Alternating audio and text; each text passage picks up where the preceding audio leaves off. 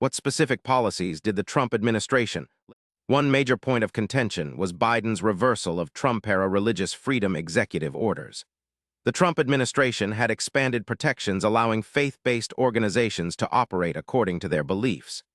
Biden's team rolled back some of these, which critics said limited Christian groups' ability to follow their doctrines freely in schools, healthcare, and adoption services. Another policy labeled anti-Christian was Biden's reinstatement of the contraceptive mandate, requiring employers to cover all FDA-approved contraceptives.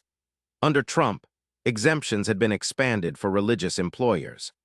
The Biden administration narrowed these exemptions, which many evangelical groups viewed as forcing them to act against their faith.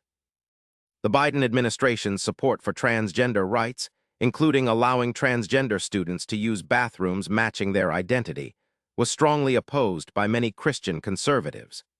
The Trump administration had rolled back federal guidance supporting transgender students, so Biden's policies were seen as directly opposing traditional Christian views on gender.